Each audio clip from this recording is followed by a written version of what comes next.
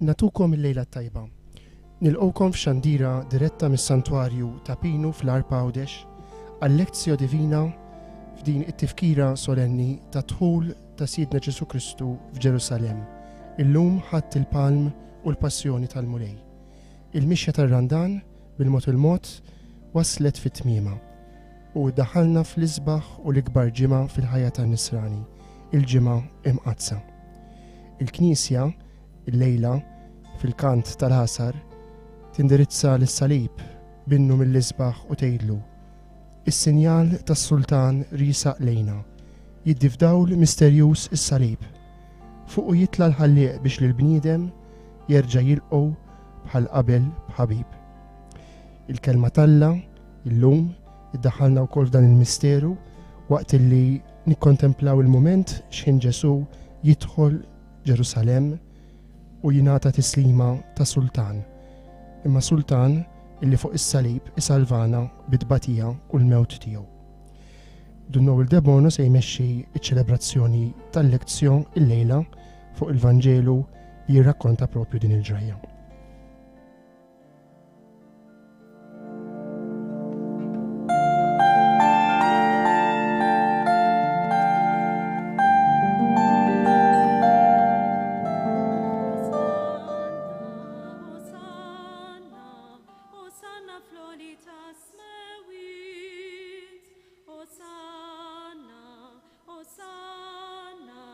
Hosanna floritas mewit, nollulis mek mulej, palbim li atifir, nolluli lek missir addis, Hosanna floritas mewit, gloria, gloria, gloria li retare.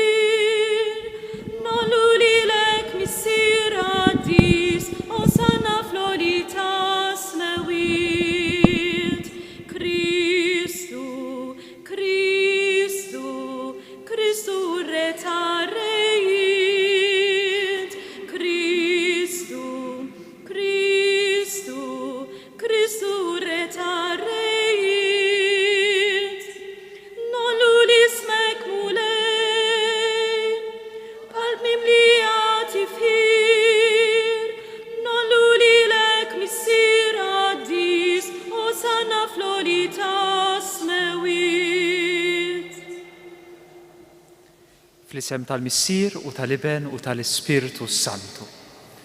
Il-grazzja ta' Sidna Ġesu Kristu, l-imħabba ta' Alla u l-għaqda fl-Ispiritu Santu tkun magħkom il-kol. Mulej Missier Qaddejs inrodulek ħajr li ġbartna madwar il-kelma tiegħek. Tolbuk tibat fuqna l-Ispiritu Qaddejs tiegħek, l-Ispiritu tal-erf, l-Ispiritu tas-sliem biex ikompli jdawwal lil qalbna u jiftaħa biex tilqa l-kelma tiegħek, biex tilqa l-mulej li jidħol fija bħalma llum daħal Ġerusalem, biex tilqa l-mulej li jidħol fija bħala sultan ġwejjed li jrid iġib il-ħelsien u l-paċi. Dan nitolbuh bl-istess Kristu Sidna. Amen. Gloria uti Filii Christu. Gloria uti Filii Christu.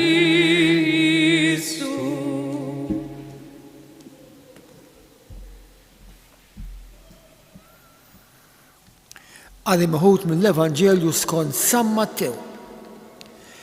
X'ħin waslu qrib Ġerusalem u ġew quddiem Betfaġe lejn l-olja taż-żebbuġ, Ġesu bagħat żewġ dixxiepli u qalilhom: aslu sar-raħal biswietkom u minnu feħ sibu ħmara marbuta u felu ħdejja. Ħolluhom u ġibuhom li. Jekk xi ħadd jgħidilkom xi ħaġa, wiġbuh il-mulej jeħtieġhom u malar jerġa' jibgħathom lura. Dan ġara biex isseħ dak li kien ingħad permezz tal-profeta meta qal: ejdu lil bint Sion, ara is-sultan tiegħek ġej għandek ġwejjed riekeb fuq ħmara u fuq felu ferħ tabima tat-tabija. Id-dixxipli marru u għamlu kif ordnalhom Ġesu. Ġabu l-ħmara u l-felu, edu fuqhom l-imnatar tagħhom u hu qgħad fuqhom. Għad kbir ta' nies firxu l-imnatar tagħhom fit-triq waqt li oħrajn għataw xi frijej mis-siġar u ferxuhom mat-triq. Il-folol li kienu miexja quddiem u dawk li kienu miexja wara bdew jgħidu u jgħidu: Osanna lil bin David, imbierek minn ġej fisem il-mulej, osanna fl-ola tas-smewiet. Meta mbagħad daħal Ġerusalem, il-belt kollha tqanqlet u n-nies bdew jgħidu: dan minnu? U l-folol weġbuhom: dan hu l-profeta Ġesu minn Nażaret tal-Galilija. Il-kelma tal-mulej. It-tifħir lilek Kristu. Das ken jinħajt il-mulej, il-mewt tal-mitneb jina marriċ, jista joġobni li ġalura mitri ħażina u jibda jgħix. Għatuni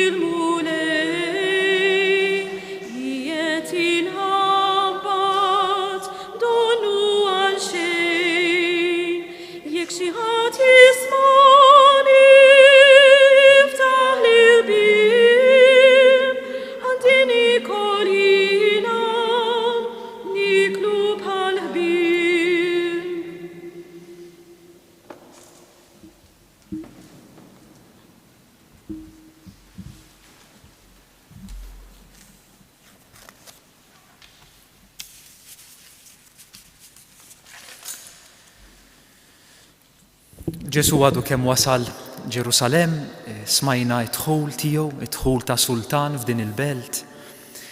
Xtaqt li qabel nikkummentaw ftit flimkien din is-silta naraw x'jiġri qabel. Għax diġà qabel jiġru affarijiet li juruna Ġesu bliema mod jasal Ġerusalem. Prattikament qabel hemm żewġ siltiet. L-ewwel nett niltaqgħu mat-tielet tħabbira tal-passjoni li Ġesu jagħmel u mbagħad il-fejqan ta' żewġ stomja. Għalhekk hu tiela lejn Ġerusalem fit-triq Ġesu sejjaħ l-12 weħidhom madwaru u qalilhom araw issa aħna lejn Ġerusalem u bin il-bniedem se jingħata f'idejn il-qassisin il-kbar u l-kittiba. Dawn jaqtaw ilu għal-mewt, jerħuh f'idejn il-pagani biex jiddieħku bih u jagħtuh is-swat u jsalbuh u fit-tielet jum iqum. L-awtur jerġa' jfakkarna lura li tilejn Ġerusalem lan ta' Ġesu huwa ċar, jaf fejn sejjer, jaf għaliex sejjer u jagħmel din it-tħabbira tal-passjoni tiegħu l-12 weħidhom din id-darba u tħabbira pjuttost dettaljata. Eżatt malli jispiċċa Ġesu, jisu kważi b'mod daqsxejn tad-daħk, l-Evanġelista Mattew jgħid li kien hemm ulied Zebedew flimkien ma' ulida u tmur titolbu xi ħaġa lil Ġesu. Titolbu li ulida joqogħdu wieħed fuq il-lemin u l-ieħor fuq ix-xelluk fis-saltna ta' Ġesu. Fis-sens li jkollhom l-aktar pożizzjonijiet ta' unur u ta' poter li jista' qatt ikun hemm. Taddaħħka l-fatt li Ġesu qed ixandar il-passjoni tiegħu u din l-om u ulida qed jitolbu xi ħaġa li hija pjuttost differenti. U eżatt wara Ġesu jirrispondi lilhom u anke lill-10 l-oħra li għal xi raġuni jew oħra nkurlaw għalihom, forsi xi ftit għax qabżuhom, għax forsi qalu dan min huma biex jitolbu dan u jien m'għandix dritt għalhekk ukoll din min din mara. X'tindaħal bħas-soltu, forsi min jafx qalu. Ġesu jirrispondi b'dan il-mod. Imma Ġesu sejħilhom u qalilhom tafu intom. Fost il-pagani il-kapijiet qegħdin biex jikmandawhom u l-kbarat biex iħadmu fuqhom is-seta. Fostkom m'għandux ikun hekk. Imma min irid ikun kbir fostkom għandu jkun għaddej tagħkom.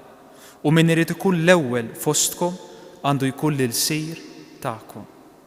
Hekk ukoll bin il-bniedem ma ġiex biex ikun moqdi imma biex jaqdi u biex jagħti ħajtu b'fidwa għal kotra. Ejjew ninnutaw kif allura għandna l-ewwel Ġesu li jxandar il-passjoni, hemm stil, hemm motja, imbagħad u li Zebedew u wlieda li jitolbu lil Ġesu jkunu merfuqa l fuq, ikollhom l-unur u l-poter, u mbagħad mill-ġdid Ġesu li jitkellem li hu u l-komunità tiegħu għandha stil differenti, mibni fuq il-qadi, mibni fuq lotja lill-oħrajn. U għalhekk diġà ninnutaw li Ġesu għandu stil, Ġesu jagħmel għażliet illi huma differenti minn tagħna. U ninnutaw ukoll illi għandna diffikultà serja biex nilqew l-istil u l-għażla ta' Ġesu. Din naħseb sewwa narfuha u nammettuha li għandna diffikultà nilqew dan l-istil. Għandna diffikultà biex nemmnu fl-istil tiegħu u nitilqu tagħna. Imbagħad fis-silta ta' wara hija s-silta fejn Ġesu jasal Ġeriko, kienet l-aħħar tappa u sejjer lejn Ġerusalemm. Nimmaġinaw li jkun raqat hemmhekk aktar xew fil-viċinanzi, jgħaddi minn Ġeriko ħireġ u l-Evanġelista Mattew jippreżenta żewġ tomja illi jgħidu lil Ġesu jgħidulu mulej bin David ikollok ħnina minna, in-nies issikkitom imma aktar jgħidu u Ġesu jieqaf minkejja li kien diġà ħireġ, kien diġà telaq lejn Ġerusalemm.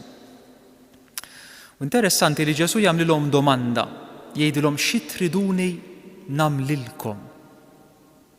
Hija l-istess domanda illi ftit qabel Ġesu jagħmel lill-om u li Zebedew, meta jgħidilha xi trid, x'tixtieq. Dillhom kienet weġbitu għamel li ulidi joqogħdu wieħed fuq il-lemin u l-ieħor fix-xelluk fis-saltna tiegħek għad-domanda ta' Ġesu. Mentri dawn iż-żewġ tomja jgħidu din il-kelma, jgħidu li jinfetħulna għajnejna mulej.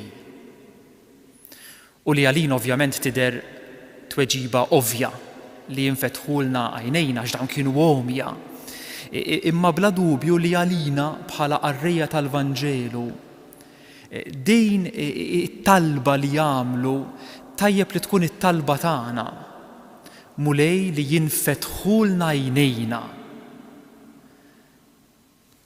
Fis-sens li mulej jagħmel li jinfetħulna għajnejna għal minint tas-sew, għal dak li se tagħmel, għal kif se tagħmlu, għal mod ġdid tiegħek. Għamel li jinfetħulna għajnejna għal kif intri tissalva, għamel li jinfetħulna għajnejna dwar minu Alla u kif jaġixxi hu, għamel li jinfetħulna għajnejna dwar minu il-bniedem.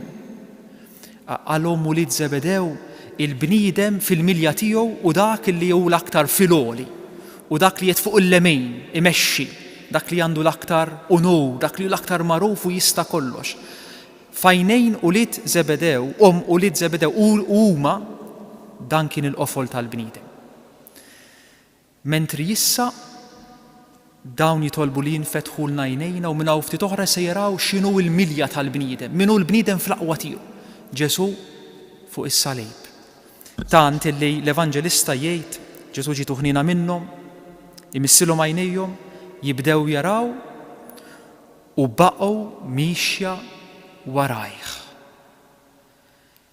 ċoe li tara tassew li tibqa' miexi wara Ġesu sejjer Ġerusalemm biex jidħol fija bħala re trionfanti li għandu s-seta fidejh billi jingħata u jħobb sal-aħħar.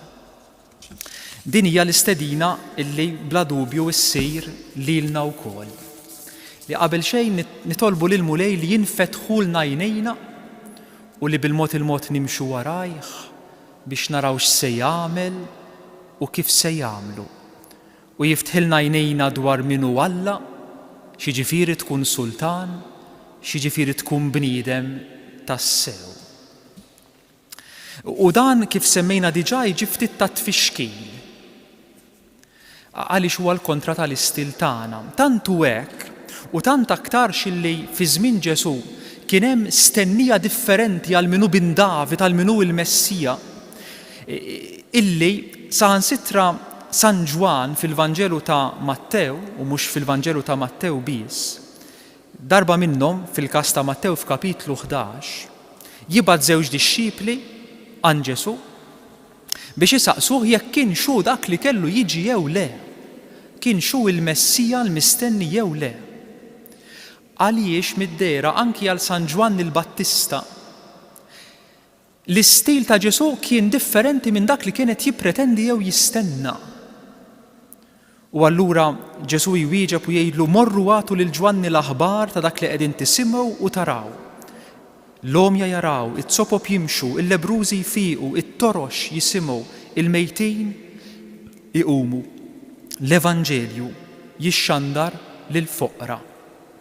Imbagħad iżejt ħin hu min ma jitfixkilx minħabba fija. U għalhekk l-ewwel ħaġa li xtaqt li naqsmu flimkien hija proprju din, ċoe jiena x'nistenna minn Ġesu. Għalija Ġesu minnu Alla kif għandu jkun. U l-bniedem fl-aqwa tiegħu, il-bniedem realizzat, il-bniedem biex ngħidlu hekk ta' suċċess, jien min nixtieq inkun, dan il-bniedem minnu għalija. U din l-immaġni li għandi ta' Alla u l-immaġni li għandi tal-bniedem taqbel mal-Vanġelu, taqbel ma' dak li Ġesu qiegħed jippreżenta lilna il-kol. Ekku dawn iż-żewġ siltijiet għalhekk l-ewwel Ġesu li jħabbar il-passjoni, li jħabbar li l-istil tiegħu li jaqdi u li jagħti ħajtu b'fidu għall-kotra, mbagħad tal-omja li jinfetħulhom għajnejhom u jibqgħu mixja wara Ġesu.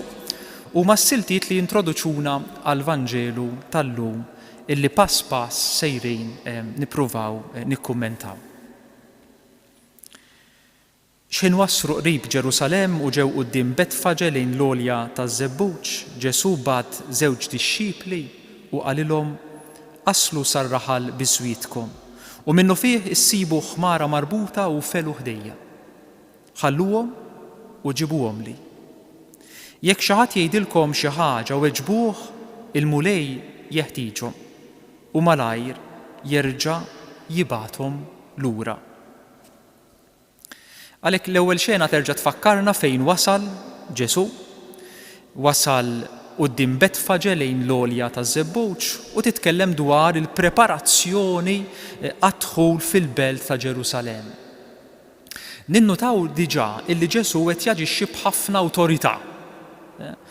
U s-silta b'din il-preparazzjoni kollha dħul tiegħu tatina ton ta' daħla trionfali. U din mal-ewwel trid iġġalna nifhmu li Ġesu irid jgħidilna diġà donnu l-Evanġelista hu illi minkejja li jew qed jażel l-istil tal-qaddej ta' dak l-aktar ċkejken, ta' dak li qed jaqdi fiskiet, ta' dak li qed jitlef ħajtu, din hi triq ta' trionf, din hi triq tar-rebħa. Allura l-Evanġelista jgħid Ġesu wasal qrib. Dan il-verb engizo huwa verb li soltu jintuża għal meta Ġesu jħabbar li s-saltna Alla kważi waslet qiegħda fil-qrib. U tassew hekk għax Ġesu wasal issa Ġerusalemm, huwa s-saltna Alla, huwa dak li jinkarna kif Alla jmexxi ir-rida tiegħu. U se jispjegalna l-kundizzjonijiet, se jispjegalna l-kejf tasal din is-saltna. U l-Evanġelista jgħid ukoll li qegħdin lejn l-għolja taż-żebbuġ. L-għolja taż-żebbuġ għalina hija assoċjata ħafna ma' Ġesu li jitlob fil-ġnien taż-żebbuġ, fil-ġnien tal-Ġetsemani, li kien ġnien in-naħa t'isfel ta' din l-għolja. Imma għal wieħed ludi l-għolja taż-żebbuġ kienet tfakkar fil-post fejn ser iseħħu l-ġrajiet tal-Messija.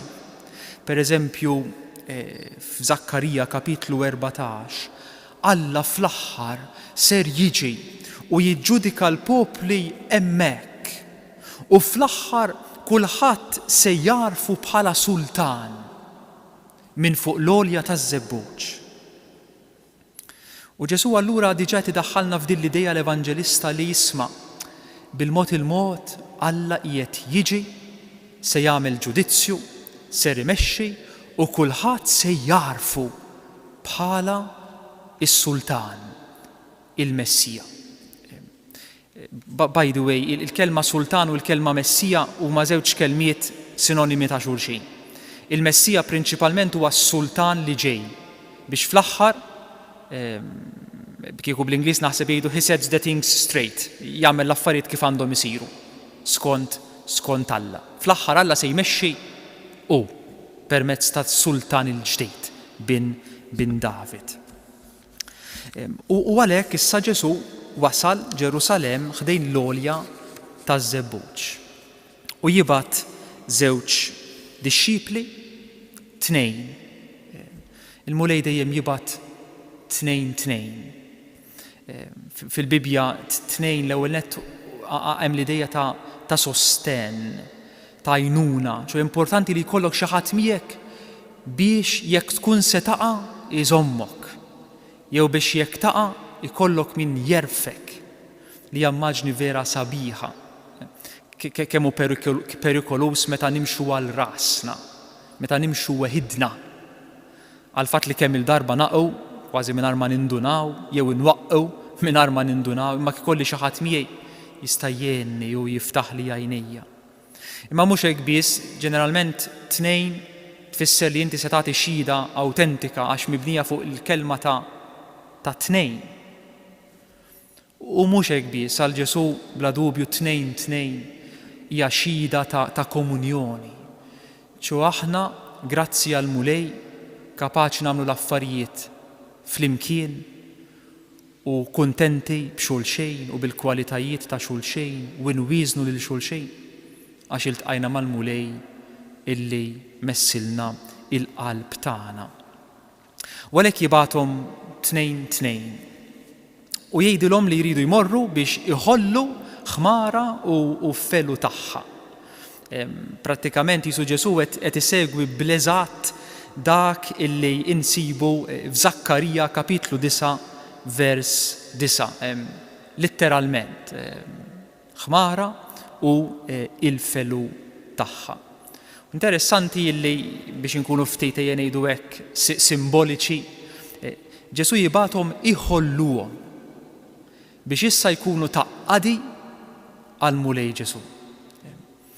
Kemm sabiħa din l-immaġni tad-dixxipli li xogħolhom hu li jħollu din il-ħmara u l-felu tagħha, jħolluha mill-irbit biex issa taqdi. Xi ftit hija s-sejħa u l-missjoni tagħna. ċoe li bil-mod il-mod meta niltaqgħu mal-mulej Ġesu u jeħlisna mill-ħafna irbejt u beżat tagħna li jżommuna marbuta, jeħlisna mir-rabta tagħna mad-dnub biex inkunu nistgħu naqdu, biex inkunu ta' servizz. U dan li jagħmlu dawn iż-żewġ dixxipli. Sabiħa l-kelma biex li jekk xi ħadd jgħidilkom xi ħaġa għidulu biss il-mulej jeħtieġhom. Innutaw ftit dan it-ton ta' awtorità, ta' daħla li hija trionfali ħafna. Fl-istess ħin hija daħla fuq ħmara u l-felu tagħha daħla ta' sultan ġwejjed. Imma l-mulej jeħtieġhom, il-mulej qiegħed imexxi. Għalhekk nixtieq nistidellilna l-kol naraw daqsxejn il-paradoss tal-mulej li qiegħed imexxi, il-mulej jeħtieġhom, irridhom daqshekk, u fl-istess ħin tal-mulej li dieħel il-belt ġwejjed fuq ħmara u fuq felu ta' ħmar. Anke l-immaġni ta' din il-bima tal-ħmar hija immaġni tista' tgħinna. Il-ħmar huwa annimal li ġor tabija ġeneralment. U anke n-nisrani u dak li ġor il-pejs tal-ieħor. Fl-essenza tal-misteru tal-għid hemm Ġesu li ġor il-pejs tiegħi fuqu. Li t-tabija tiegħi iġorra hu. U dan xi ftit jew wisq huwa wkoll il-qofol tal-ħajja nisranija. Jien li nġor il-pejs, it-tabija, il-ħtija, id-difett, il-limitu tal-ieħor. Huwa bla dubju il-qofol tal-ħajja nisranija għax huwa dak li urina Ġesu fuq is-salib tiegħu. San Pawl pereżempju fl-ittra lil Galatejn jgħid erfgħu it-tabija ta' xulxejn u hekk tkunu qegħdin tħarsu il-liġi ta' Kristu. Il-ħmar ukoll huwa immaġni jfakkarna fil-qadi u annimal li jaqdi. Fakkarna f'Ġesu li appuntu ma ġiex biex ikun moqdi imma biex jaqdi u biex jagħti ħajtu b'fidwa għall-kotra. Imbagħad l-Evanġelista jippreżenta l-ewwel ċitazzjoni tiegħu fil-Vanġelu tal-lum. Jgħid dan ġara biex iseħħ dak li kien ingħad permezz tal-profeta meta qal għejdu lil bint Sion, ara s-sultan tiegħek ġej għandek, ġwejjed, rikeb fuq ħmara u fuq felu, ferħ tabima tat-tabija. San Matteo iħobb ħafna juża dawn il-frażijiet, dan ġara biex iseħħ dak li kien ingħad permezz tal-profeta, jissejħu ċitazzjonijiet ta' kumpiment, ta' milja, ħabbru xi ħaġa u qed issib il-milja tagħha qed isseħħ fil-mulej Ġesu. U bla dubju din il-frażi hija ċ-ċavetta tas-silta kollha, iċ-ċavetta interpretattiva. Ara s-sultan tiegħek, għax hu sultan, ġej għandek, ġwejjed rikeb fuq ħmar. Din insibuha biss f'Mattew, ma nsibuhiex fl-Evanġelisti l-oħra fit-dħul tagħhom huma jirrakkuntaw id-dħul lejn Ġerusalemm. Hija ċitazzjoni meħuda fil-bidu għejdu lil bint Sion minn Iżajja 62, imma mbagħad iġġib kelma l-vrus l-oħra Zakkarija kapitlu 9 vers 9. Ix-xandar bħala ċitazzjoni il-wasla ta' sultan. Mattew iħobb isejjaħ lil Ġesu sultan. Per eżempju sa mill-ġenealoġija huwa mħabbar li Ġesu huwa appuntu bin David. Huwa dak il-ċentru ta' dik is-silta, ta' dik il-tħabbira tal-ġenealoġija ta' Ġesu. Imbagħad Ġesu pereżempju huwa rikonoxxut sultan mill-Maġi fir-rakkont tal-infanzja. U imbagħad aktar il-qudiem f'kapitlu 25 fl-aħħar tal-istorja Ġesu huwa ppreżentat appuntu bħala sultan dak illi jagħmel ġudizzju. Imbagħad fir-rakkont tal-Passjoni kemm il-darba niltaqgħu ma' Ġesu li jiġi msejjaħ bħala is-sultan tal-Lut, il-Messija tal-Lut. Aħna nifhmuh x'tib ta' Messija se jkun, is-sultan fid-dawl tas-salib. U imbagħad juża din il-kelma ġwejjed. Bil-Grieg huwa aġġettiv praus, ġwejjed. U aġġettiv partikulari ħafna u għall-qalb ħafna Mattew għal fatt illi fil-Ġdid Testament insibuh biss 4 darbiet u 3 minnhom fil-Vanġelu skont San Mattew. Allura se jgħid Mattew dan huwa s-sultan tiegħek ġwejjed. Ġwejjed għax dieħel fuq ħmar. Infatti imbagħad f'Zakkarija fil-vers ta' wara, allura fil-vers 10 tal-kapitlu 9 jgħid u jeqret il-karru minn Efraim u ż-żiemel minn Ġerusalemm jinqeret il-qaws tal-gwerra u jxandar il-paċi lill-ġnus, il-ħakma tiegħu tkun minn baħar sa baħar u mix-xmara tal-Ewfrat sa trufijiet. Ninnutaw li ma jidħolx fuq żiemel għax żiemel huwa s-simbolu tal-gwerra. Niftehmu, is-slaten spiss kienu mid-dera jużaw il-ħmar biex jidħlu fil-belt, imma appuntu jużaw il-ħmar għax qegħdin fi żmien ta' paċi. Ġesu huwa s-sultan li se jġib il-paċi, li se jeqret il-gwerer bl-istil tiegħu, bil-mod tiegħu.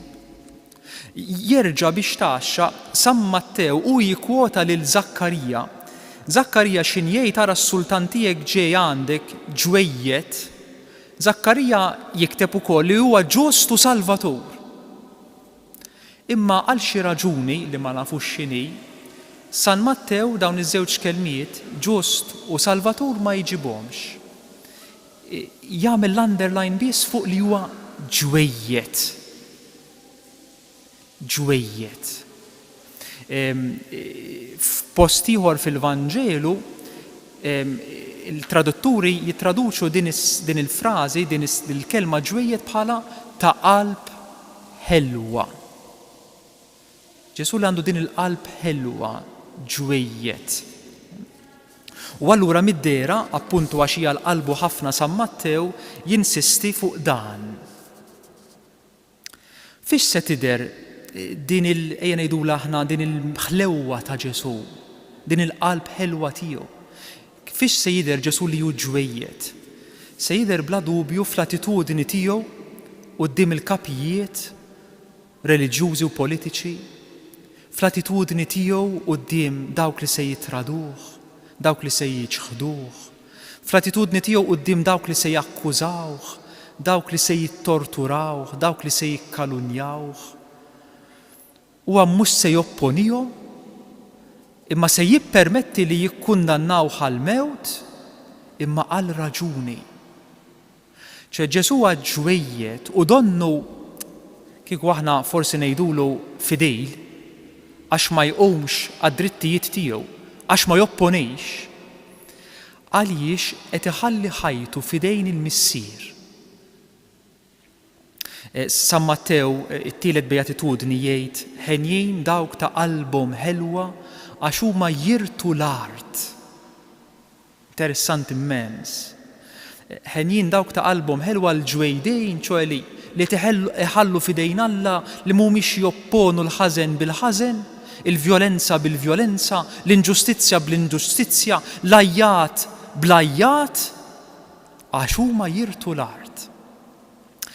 Aktarx, jew forsi, San Mattew kellu f'moħħu is-Salm 37 fejn fih hemm propju din il-connection bejn il-ġwejdejn u dawk li jirtu l-art.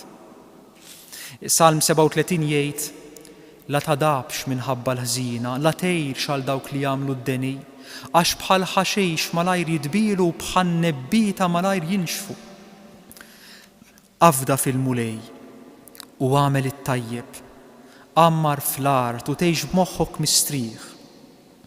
Qiegħed fil-mulej il-għaxqa tiegħek u jagħtik dak li tixtieq qalbek. Erħi fil-mulej triq tiegħek, afda fih u jagħmel hu u juri bħal dawl is-sewwa tiegħek u d-dritt tiegħek bħal nofsinhar. Serraħ rasek fil-mulej u ttama fih, tinkeċċ minħabba f'min jirnexxi u f'min jimxi bil-ħżunija. Ħallik mill-korla u la tirrabjax, tinkeċċejn għax deli jiswilek, għax il-ħżiena jitqaċtu l-barra, min jittama fil-mulej jikseb l-art. Ftit ieħor u l-ħażin ma jkunx aktar, għatħares fejn kien u ma ssibux, imma il-ġwejdin għat jirtu l-art u bislim kotran jitaxqu. Jonsob il-ħażin għal-bniedem ġustu jazza sninu kontra tiegħu, imma l-mulej bil-ħażin jitħak għax jara li wasal żmienu. U s-salm ikompli għal diversi vrus oħrajn. Imma nnutaw l-istejl, għafda fil-mulej u jagħmelu erħi traqatek fidejh u jmexxiku, jagħtiku u tinkwetax minħabba l-ħżiena għax f'daqqa waħda il-mulej jisibilhom tarfhom. Imma lina dik f'daqqa waħda li jisibilhom tarfhom kapaċi tkun eternità u verament niġu f'pożizzjonijiet u f'sitwazzjonijiet fejn tgħid imma x'għandi nagħmel. Għaliex xi kultant imsejħa wkoll forsi li nuru l-iżbal, imsejħa wkoll ma nħallux il-ħażen iseħħ. Fl-istess ħin imsejħa wkoll mid-dera nintelqu fil-mulej u nkunu ġwejdejn u ta' qalb ħelwa. Inħallu fidejh mingħajr ma nopponu l-ħażen bil-ħażen, il-vjolenza bil-vjolenza, l-ajjat bl-ajjat, il-preżunzjoni bil-preżunzjoni, is-suppervja bis-suppervja. U nħallu fidejh u jagħmelu. Nimmaġina dan huwa wkoll il-qofol tal-ħajja nisranija x'huwa l-qofol ta' dak illi Ġesu għamel fuq is-salib. Dan it-terminu għalhekk ġwejjed dal-aġġettiv huwa għal ħafna l-qalb Mattew. Tant illi imbagħad Mattew iqiegħdu fuq fom Ġesu stess. Kważi qatt ma nsibu li Ġesu jiddeskrivi lilu nnifsu. Ħlief pjuttost fil-Vanġelu ta' San Ġwan kemm il-darba jgħid jiena d-dawl tad-dinja, jiena triq il-verità u l-ħajja. Imma fil-Vanġeli l-oħra ma tantx. Mattew meta jiġi biex jiddeskrivi lil Ġesu jgħid: ħudu fuqkom il-madma tiegħi u tgħallmu minni għaliex jiena ta' qalb ħelwa u umli. U intom issibu l-mistrieħa rruħkom għax jiena ġwejjed u umli. Ekku Ġesu. U imbagħad fit-tieni ittra lil Korintin kapitlu 10 Pawlu jikteb hekk, qed jiddeskrivi wkoll mill-ġdid il-Ġesu. ċoħe meta jiġu biex jiddeskrivu l-Ġesu, din hija ħaġa li tidħol dejjem. Jgħid jiena Pawlu nitlobkom fġieħ l-umiltà u l-ħlewwa kollha ta' Kristu. L-umiltà u l-ħlewwa kollha. L-umiltà u l-qalb ġwejda ta' Kristu. Allura kif qed ninnutaw fit-Testament il-Ġdid, Ġesu huwa karatterizzat mill-ħlewwa propju fit-tliet postijiet. M'hemm l-ebda kwalità oħra li lilha tingħata daqstant importanza. U mid-dera Ġesu wkoll qed jistedinna ngħixuha għax tant meta jgħid ħudu fuqkom il-madmat tiegħi u tgħallmu minni. Il-madmat jiġifieri kif ħatkun dixxiplu u il-madmat tiegħi u tgħallmu minni għaliex jien ta' qalb ħelwa u umli. U imbagħad nistgħu biex jiddeskrivi aktar x'jiġifieri tkun ta' qalb ħelwa, nistgħu nieħdu dik iċ-ċitazzjoni li jagħmel Mattew f'kapitlu 12 li jiddeskrivi l-aġir ta' Ġesu mingħajr ma jsemmi li huwa ta' qalb ħelwa u umli.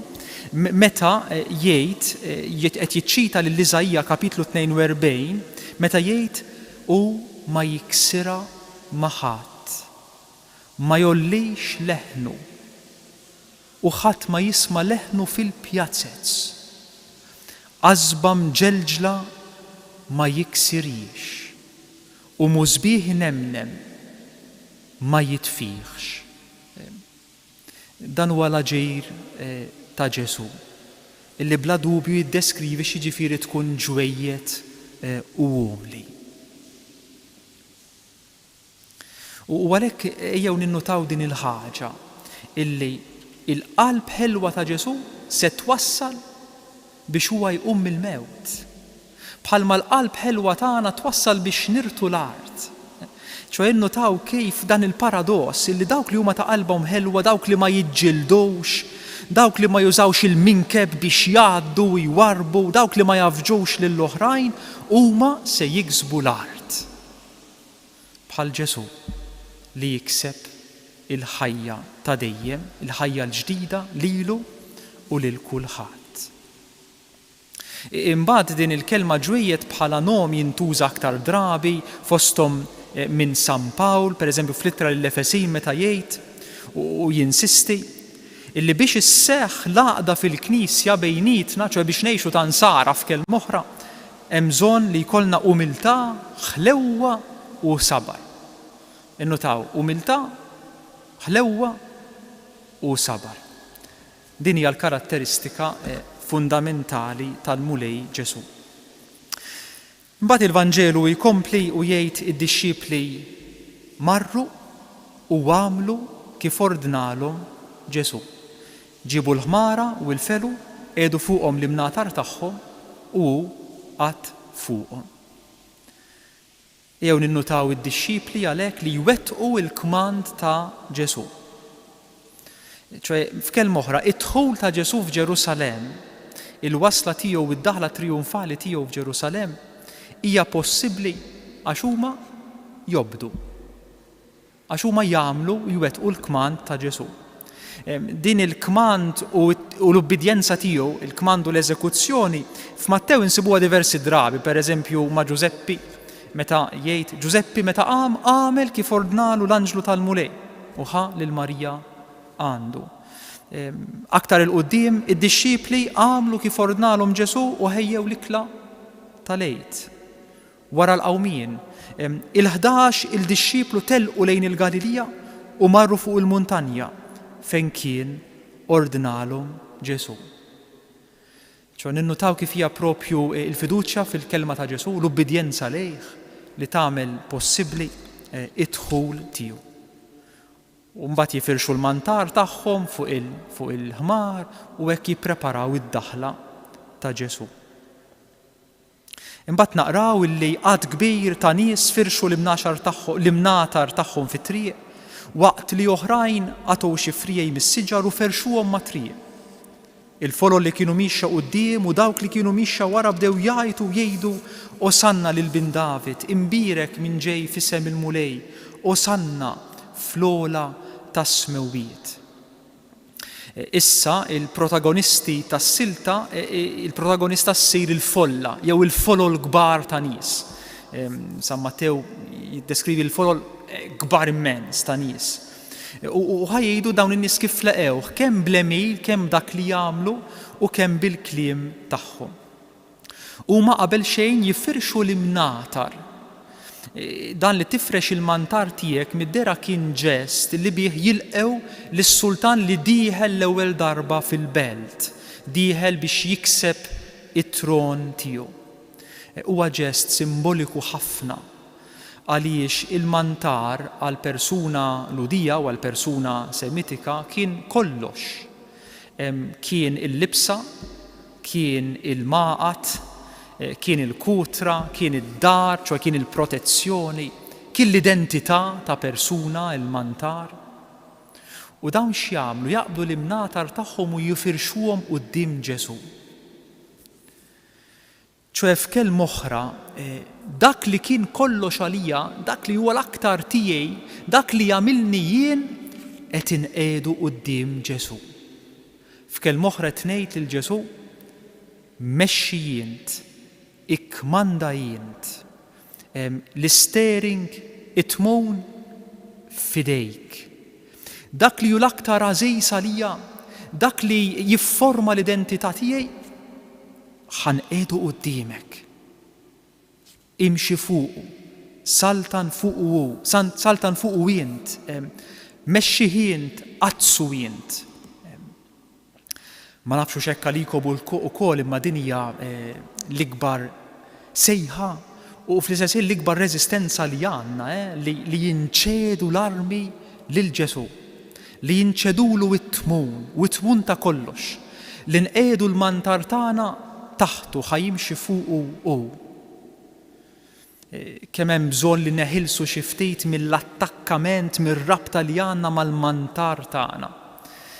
Infatti f'San Mark meta jirrakkonta il-ġrajja tal-fejqan ta' Bartimew Lama jagħmel dan id-dettall u tela fuq riġlejh tajjar il-mantar minn fuqu u ġera lejn Ġesu. Tajjar il-mantar, tilef il-mantar, għadu ma jarax imma l-Ġesu jitlef il-mantar, les jirriskja kollox biex issa mulejn il-taqa' miegħek tmexxi jien, tfejjaqni jien, tkellimni jien. Hija l-isfida l-kbira, is-sejħa l-kbira ta' ħajjitna. U jalla l-mulej jkompli jenna nagħmluha. Jiena kont naħseb illi aktar ma jgħaddi żmien se tiġi aktar easy imma donnu tiġi aktar diffiċli. Għax dejjem aktar niggranfa ma l-affarijiet tiegħi, ma l-idejat, ma l-libertà tiegħi, ma l-identità, ma l-kwalitajiet, ma l-istorja kif nixtieq tmur, dejjem aktar niggranfa. Insomma, forsi mhux kulħadd midneb daqsi. Imma dan il-ġest huwa ġest sabiħ ħafna u li jgħidilna ħafna. U mbagħad barra li jifirxu l-imnatar jaqbdu l-frijej xi ħaġa li ssegwi s-Salm 118 aktarx meta jgħid Jaħwe Alla u d-dawl tagħna tqassmu f'purċissjoni bil-frijej fidejkom saħdejn l-artal. U allura qed jilqgħu lil mulej li ġej ejja mulej u idħol. U mbagħad il-folol jibdew jgħajtu u jgħidu mill-ġdejt xi ħaġa mhux tgħid biss imma tajat u tgħid u l-folol li mixja quddiem u mixja wara, ċoja kulħadd dawra tont jgħajat u jgħid iż-żewġ verbi huma żewġ verbi wieħed imperfett u ieħor partiċipju jiġifieri huma affarijiet kontinwati li baqgħu jagħmluhom u li kważi nibqgħu nagħmluhom aħna u jgħidu Osanna lil bin David, imbirek minn ġej fisem il-mulej, Osanna fl-ola tas-smewiet. Mill-ġdid qed jikkwotaw Salm 118 li jgħid ejja nitolbuk mulej salvana, Osanna, hekk tfisser il-kelma Osanna, salvana, Osanna. Kienet talba li mbagħad inbidlet f'akklamazzjoni, jisu ħanatuk ġieħ, mulej inti s-Salvatur, salvana. Ejja nitolbuk mulej, salvana, Osanna, ejja nitolbuk mulej, atina ir-risq, imbirek minn ġej f'isem il-mulej, inberkukom minn dar il-mulej. L-istess frażi li qed jgħidu n-nies u jgħiduha. Qed isellmu lil bin David, qed jgħidu li dan huwa s-sultan, dan li dieħel ġwejjed fuq ħmar, u qed jgħidu li imbirek minn ġej f'isem il-mulej. Qed jarfuh bħala l-mibewt tal-mulej. Dan hu il-mulej. Dan hu. Mill-ġdid l-insistenza li dan hu. Għaliex ir-reżistenza li nixtiequ mulej differenti u bniedem differenti tibqa' dejjem hemmhekk. Fin-nofs infatti hemm din il-kelma, imbirek minn ġej f'isem il-mulej. U mbagħad ninnutaw ir-reazzjoni tal-belt, dina wkoll iġiba biss Mattew, ma jġibuhiex il-Vanġeli l-oħrajn. Imbagħad daħal Ġerusalemm u jgħid il-belt kollha tqanqlet. Forsi traduzzjoni litterali tkun il-belt kollha teżżet jew il-belt kollha tredet. U qed jgħidu dan minnu bdew jgħidu. U l-folol weġbuhom dan hu l-profeta Ġesu minn Nażaret tal-Galilija. ċoe San Mattew tiddeskrivi emozzjoni, sentiment, stat qawwi ħafna. Il-belt kollha daqs li kieku sar terremot. Infatti dan il-verb jintuża meta jseħħ it-terremot, meta l-art titeżżes wara il-mewt ta' Ġesu. U dan il-verb jintuża wkoll għar-reazzjoni ta' roda kbira li qabdithom l-assisa għad-dera tal-anġlu fil-qawmien tal-mulej. Ninnotaw dan, Ġesu ħawwat il-belt, reda. Xi kultant it-tfal meta jirbħu xi logħba futbol jgħidu rednihom. Ninnotaw ftejt illi hija pjuttost insomma ta' tfal li huma Imma ninnotaw ftit li meta jiġi Ġesu xi kultant jeżżes, iriet, ifixkel, ibeżza. Aħna Ġesu nassoċjaw ħafna mal-paċi, imma Ġesu xi kultant jiġi u jiriet, jiġi u jixxejkja, traduzzjoni oħra, jiġi u jixxejkja. Ġesu xi kultant jikisser ftit is-sigurtajiet tagħna, l-mentalità tagħna u xi kultant jagħmilha bil-goff għax hekk xi kultant ikellna bżonn. Ġesu jħawwat il-belt ireda bħalma sejriet fil-mewt u l-qawmien tiegħu. U mbagħad il-Vanġelu jispiċċa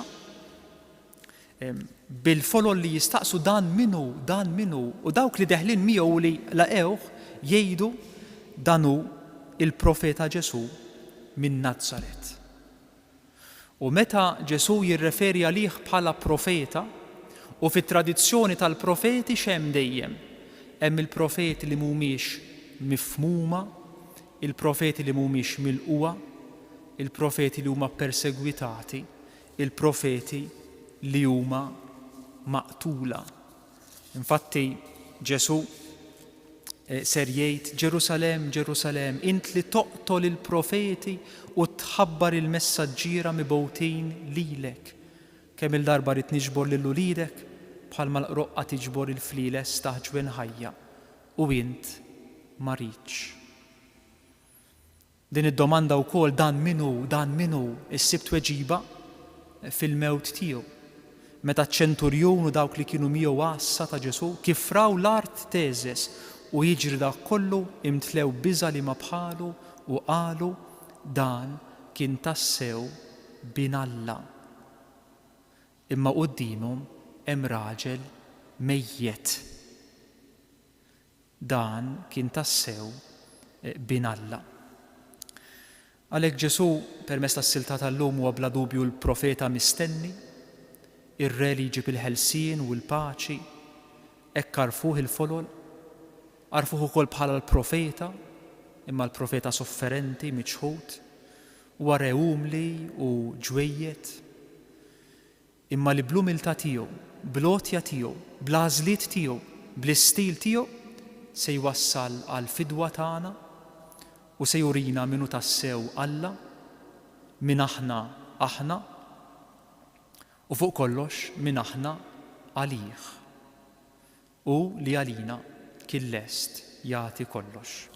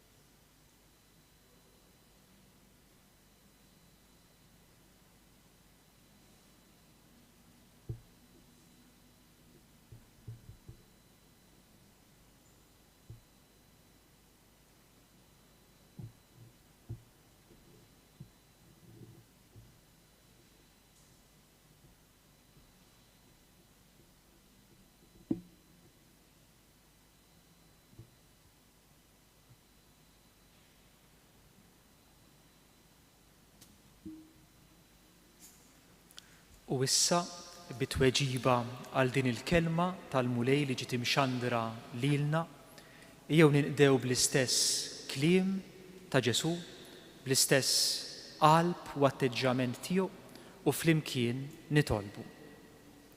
Missirna li inti fis-smawiet, jitqaddes l-isem tiegħek, jitqaddes l-isem tiegħek, tiġi saltnatek, ikun dak li trid inti, ikun dak li trid inti, fis-sema ekda fl-art.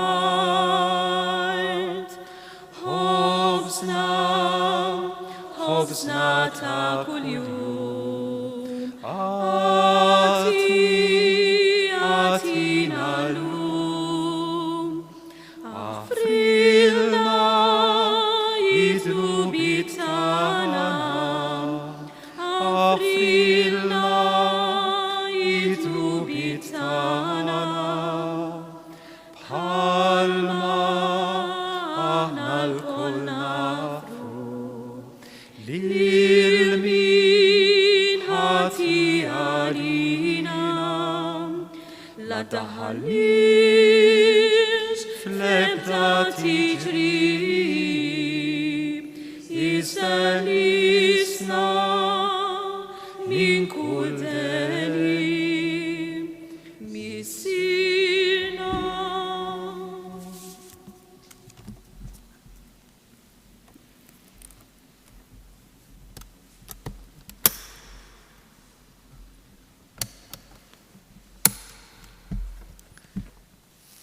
Il-mulej ma'kom. Iberikkom Alla li jista' kollox, il-Missier, l-Iben u l-Ispirtu Santu. Morru fil-paċi ta' Kristu.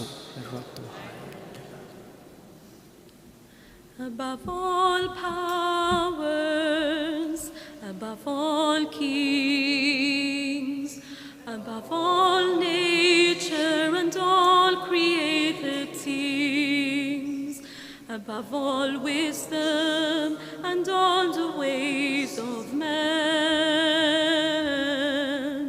you are here before the world began. Above all kingdoms, above all thrones, above all wonders the world has ever known, above all words and treasures of the earth, there's no way to measure what your worth. Crucified, laid behind a stone, you live to die, rejected and alone, like a rose trampled on the ground. You took the fall and thought of me above all. U kif smajna illum fil-lezzju divina illi mexxa Dunno il-Debono, jew inħallu lil mulej Ġesu is-Sultan Umli illi jidħol f'nofsna fuq daqsxejn ta' felu ta' ħmara, propju sabiex jurina illi jrid jirbaħ il-qlub tagħna bl-imħabba, bil-qadi u fuq kollox billi għalina imut fuq is-salib. Dan huwa l-misteru li inkomplu nikkontemplaw f'dawn il-jiem tal-ġimgħa mqazza illi jiftaħ dan il-jum taħt il-palm.